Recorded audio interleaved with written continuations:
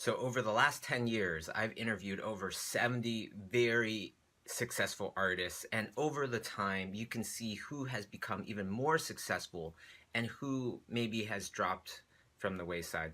So I want to make this video all about what do the most successful artists that I've ever met have in common.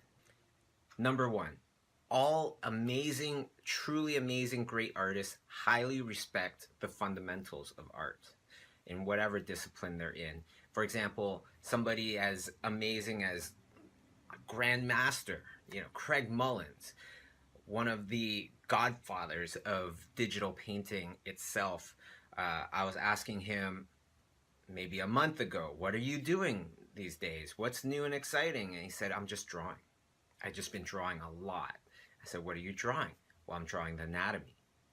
I'm like, okay, well, this person obviously already knows the anatomy quite well. Doesn't really need to practice anatomy. I'm just like, what are you practicing really with the anatomy? What are you studying? And he said, I'm studying how different artists draw the same muscle groups and how they differ.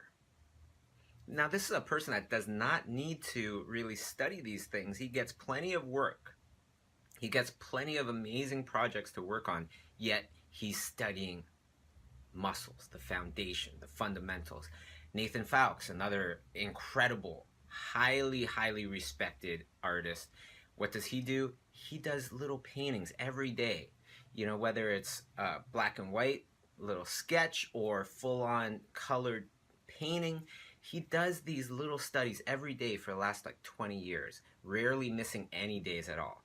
Now, does he need to actually do these things? Probably not, but you know what? Probably because he does, that's why he stayed so sharp and so on his A game for so many years. Same with Dice Tatsumi, Robert Kondo, doing the Alla Prima paintings in the mornings or on the weekends. Number two, a curiosity for knowledge. And whether or not these great artists actually got the knowledge that they were looking for when they were younger, when they were a student, things like that, it didn't really matter. It didn't stop them. They kept looking. They kept looking. They kept searching for that knowledge that they were looking for, whether it was given to them or not. They would just keep looking for it until they found it, or perhaps even invented it. So, for example, somebody like Luis Gonzalez, self-taught, just worked his way, grinded his way into getting an internship at Warner Brothers, led him to working on The Iron Giant with Brad Bird, and now he's worked on every single Brad Bird animated movie. What a resume. What an education.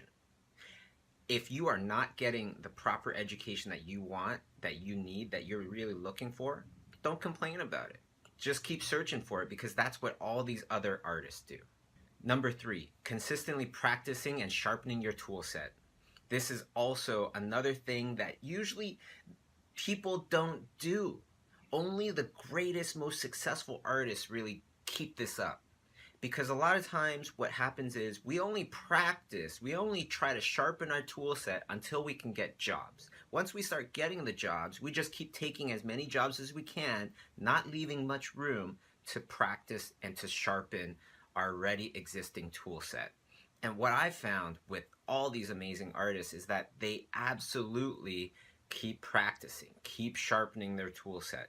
Like I was saying about Dice Tatsumi, Robert Kondo, they're Oscar nominees, filmmakers. They have worked at Pixar for so many years before going on their own. They do not necessarily need to practice and sharpen their tool set to get jobs, to do great paintings. But great paintings is not what they're after. They're after reaching their absolute potential, which means constantly practicing, constantly sharpening. Think of it like this. Can you keep drawing if you never sharpen your pencil? Well, that's almost like a metaphor for just art in life itself, right? We all have to put down the pencil sometimes and take our time to sharpen it back up so we can make some more kick-butt drawings. Number four, stay hungry. Be extremely motivated and passionate about what you do.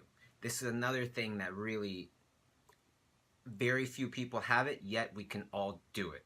We can all keep being passionate about what we do. We can all strive to just be hungry and just be constantly working on our stuff. It's a choice that we all have. You can either sit on the couch or you can get up and you can keep drawing. A lot of artists that I've met, that's exactly what they do. They do not need to go and paint some painting. We're off in Florence, and yet Marcelo Vignali will bring his sketchbook. He'll start sketching people out. You know, that is no coincidence that he has been such a successful artist for so many years. You know, you gotta constantly stay hungry and be very passionate about what you do. Now, I do remember a period of time where I consciously wanted to be extremely passionate about what I do. And I could also remember a time where I was a little apprehensive. I was a little scared, I would say, to put my whole heart and soul into my goals of becoming a great artist. Just take that leap of faith.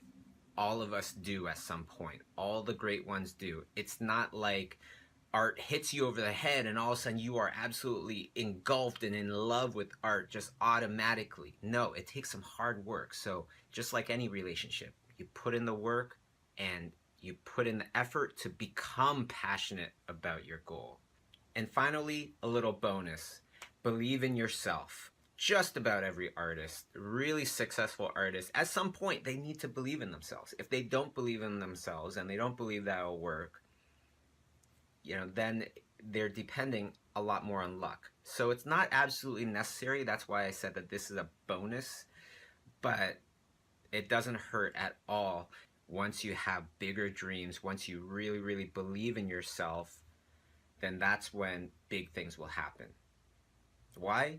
Because logically it makes sense. If you're aiming for a big moose, then you might just actually find a big moose. If you're only aiming for little tiny fish, then that's exactly where you're gonna get. So search for the big dreams, aim for the big dreams. If you miss, most likely you're gonna be still quite satisfied with how far you've gotten. There's some really great short tips on how you can become a great artist. If you adopt these traits, I think you're on your way. So I hope you like this video. Don't forget to subscribe. And if you have any other suggestions on any other videos you'd like to see in the future, definitely put them in the comments below. Otherwise, hey, if you're looking for great art knowledge, just check out schoolism.com. It's an absolute treasure trove of extremely high level knowledge by many of the industry's absolute best. Thank you very much for watching the video, and I'll see you guys next time.